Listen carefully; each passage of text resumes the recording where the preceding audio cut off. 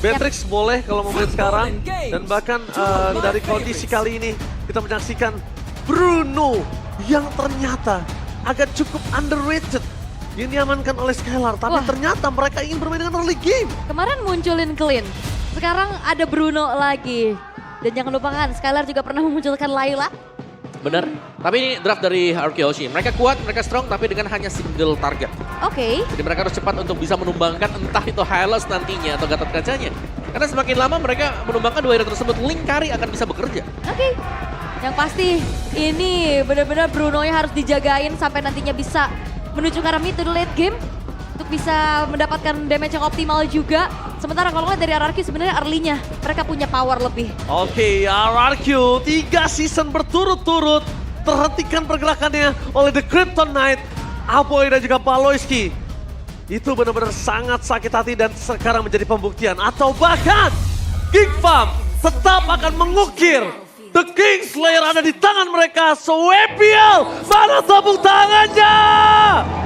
Let's go to the match of the team. Alright, dan lagi-lagi kalau ngelihat tadi dari counter indexnya juga ya Om. Early game, ini harusnya bisa dimanfaatkan sama RRQ Hoshi.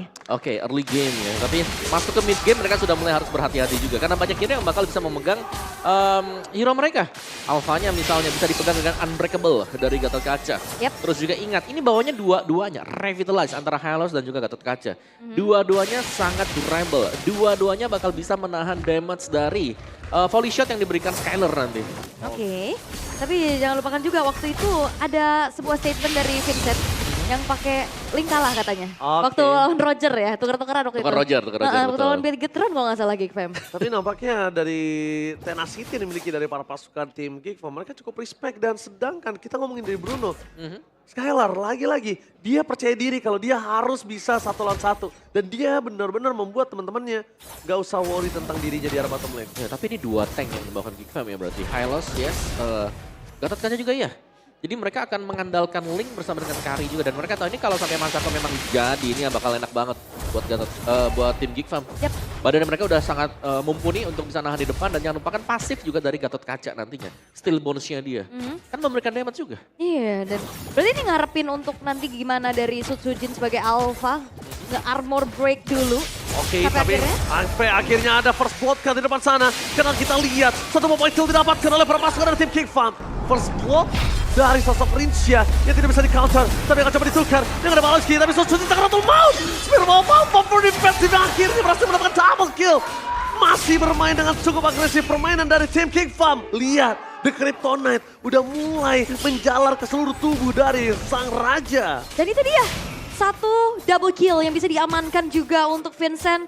Akan membuat dirinya akan semakin snowball lagi, bahkan lebih dengan adanya turtle yang diamankan. Yap, dan sebagaimana kita mention juga, bagaimana Rins di sini harus bersiap-siap karena dialah yang akan menjadi fokus target dari Geek Farm tadi. Kelihatan, kena dari first blood-nya juga, setupnya langsung bisa menuju ke turtle yang pertama. Yap, oke. Wow!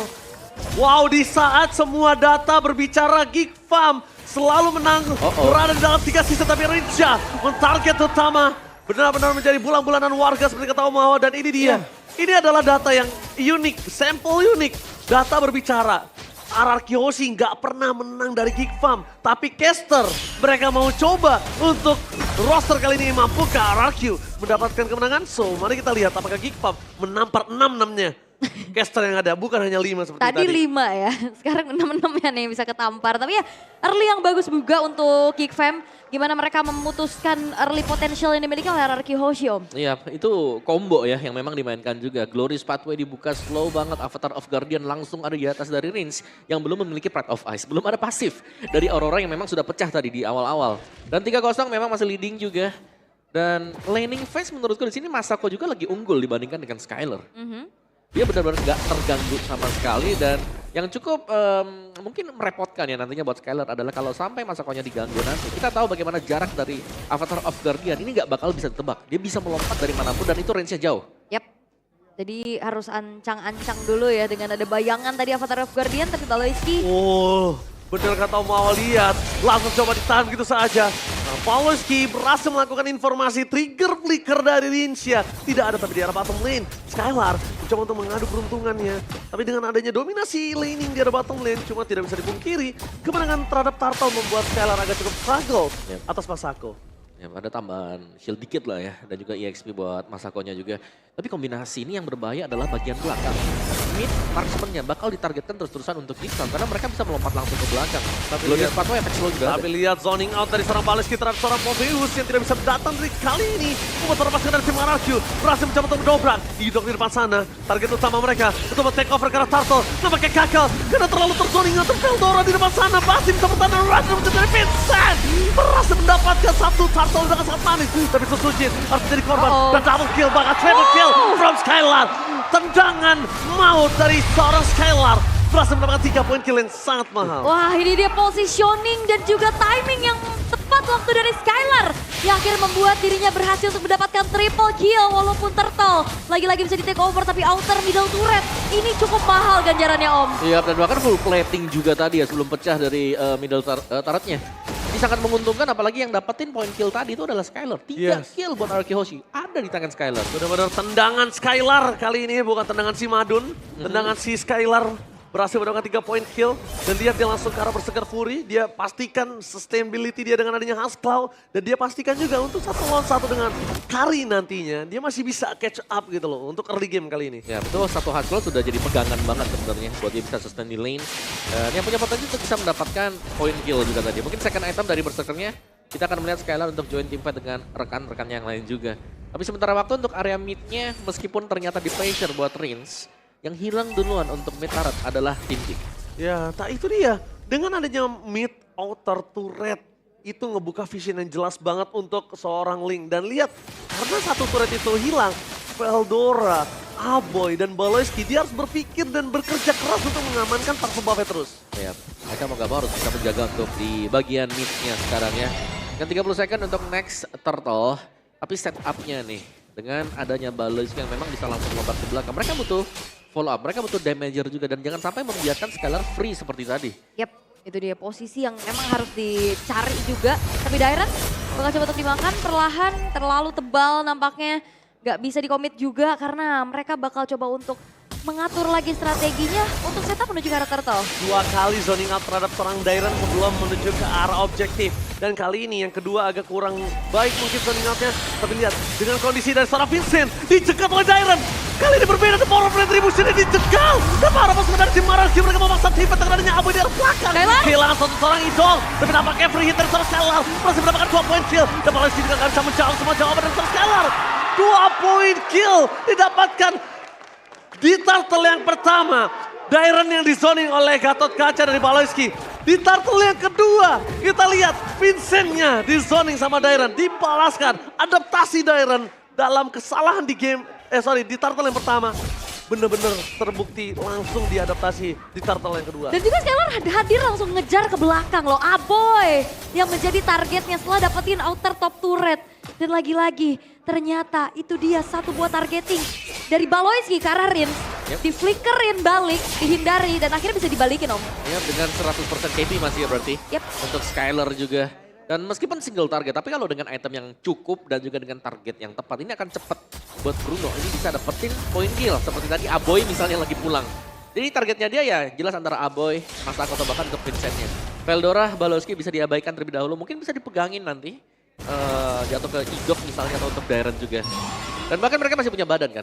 Gimana? Sujin ada. Gimana nggak Ada Alpha. lihat gimana nggak dipegangin.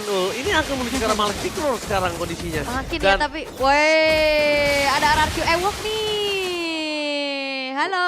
Halo Abang Ewok. Wah ini MPL ID Extremer, jadi buat kalian semua jangan lupa kunjungi channel official di streamer MPL ID, banyak banget dan salah satunya ada Abang Ewok. Apakah Ewok itu dari bewok? Woi. Atau Ewok itu Ewok wok wok wok. Malu banget ya. Oke, tapi balik lagi ngelihat dari Skylar yang memang masih dengan keadaan yang cukup aman nih Om.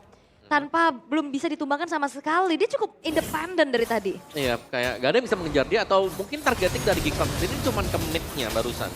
Atau untuk menggangin ke Sutsujinnya. Bukan untuk mencari kemana sekarang, karena sekarang selalu masuk di poin yang terakhir ya. Dimana Avatar of Guardian udah kepake. Yap. Juga sponsor skill udah habis dari Geek Fam. Timing lah ya berarti yang bisa dimanfaatkan juga. Dan sekarang setup ke arah Lord. Oke, tapi lihat Paulus di depan sana. Dairon zoning out berikan seorang Masako. Lihat Dairon di sini. Buy time. Mereka kehilangan Paulus. Zoning out yang terjadi seorang Dairon memecahkan Baloyski, dipisahkan oleh seorang Masako. Yang tandanya kalau Baloyski yang di all-in, mereka tidak bisa melakukan following up. Dairon fans everybody berakhir. Di belakang sana mencegah seorang Sidon, menghilangkan seorang Masako. Tidak ada jangkar seorang Vincent. Berhenti bisa didapat, tetapi free dari Skylar nggak bisa dipedok. Mereka kehilangan 4 pemainnya. Dan kembali lagi hanya Aboy. Seorang diri yang belum terejam-ejam. Oke, tadi mau lari Masako tapi ternyata Wave of the World itu masih connect Om. Iya. Dan Masako juga harus tumbang tadi. Tapi team fight ya dari RRQ tadi. Melihat bagaimana mereka start untuk Lordnya, tapi mereka agak nahan juga. Dan mereka lah yang membuat akhirnya inisiasi yang dilakukan Baloyski. Baloyski tumbang duluan tadi. Tentunya pelan-pelan Mas Dairon. Pelan-pelan. Gila, Leku, mengerikan sekali Ul. Yes, dan juga mereka rapat. Mereka kena pantulan dari Wave of the World-nya itu loh. Iya. Itulah yang terjadi tadi mungkin ya. Untuk di awal-awal Worldy kali. Tapi Geek masih ada chance sebenarnya. Mereka masih bisa defend. Karena mereka masih punya Aboy. Dengan adanya Eternal Guard-nya ini bakal ngebayang time yang sangat-sangat cukup sekali. Apalagi melihat mungkin komposisi ya dari RQ Hoshi sendiri. Ini mereka belum bisa naik cepat juga. Karena kalau mereka naik cepat, mereka berusaha untuk menabrak. Jelasnya dibalikin bakal cukup mudah. Jadi main pick off adalah salah satu jawaban untuk RQ Hoshi kalau mereka mau naik ke atas. Atau maksimalin dulu sih sebenarnya. Ini karena dari Skylar-nya ini udah punya damage yang sangat cukup sekali di menit ke-10. Oke, ini trigger dari pasif Conceal juga udah mulai kelihatan. Blur Fat Away dibuka. Tapi kayaknya nggak mau terlalu dalam yang dilakukan sama RRQ Hoshi. Mereka hanya memancing saja dari pasif base turret ini agar segera meledak. Dan mencoba untuk setup ulang. Karena ngelihat dari Suzuki ini juga masih lumayan jauh nih. Iya, apalagi Alpha ya. Kayak kalau mau buka juga buat di base turret, Spare of Alpha ya pulangnya nih yang jadi kasusnya nanti. Sampai gak ada follow up dari belakang. Oke, tapi lihat di sana. Baloyski mencoba untuk menangkapkan seorang Idok. Tapi Idok udah tahu ada Baloyski di sana. Jadi pasukan dari tim RRQ, mereka semaksimal mungkin ngebuat chance untuk Baloyski itu terbang dengan Avatar of Guardian itu. Di belakang ini, lihat Idok akan memberikan badannya. Fokus memberikan seorang Baloyski. Tapi Daira dengan Raja Lordi telah ditembok di belakang. Ada Baloyski, lawan itu saja. Aboy tidak menjadi jawaban untuk KM pertama kali ini. Tanpa ketiga orang harus hilang. Tendangan si Skylar, tendangan Bang Skylar benar-benar menggelegar. Terdengar ke seluruh lane of down. Wow, 3 pemain yang hilang kali dari Geek Fam. Mereka bakal coba untuk langsung paksa lagi RRQ Hoshi untuk masuk dari bawah. Oh, Skylar masuk terlalu dalam. Dia fokus ke seorang Masako. Soning out menuju ke arah sosok dari Masako. Ini supaya tidak sakit. Flicker from Skylar. Tanpa akan fokus ke arah base-nya. Gak peduli apapun yang terjadi. Ini bencana. Obat dari Kingslayer. Di game yang pertama. Di tangan tendangan Bang Skylar. Wow, dan bahkan kali ini satu buah kesempatan untuk RRQ memutus bagaimana curse dengan adanya Geek Fam terlihat walaupun memang awal dari Geek Fam dapat keunggulan tapi ternyata kesabaran, strategi dan juga targeting yang optimal membuat dari RRQ Hoshi unggul di game yang pertama.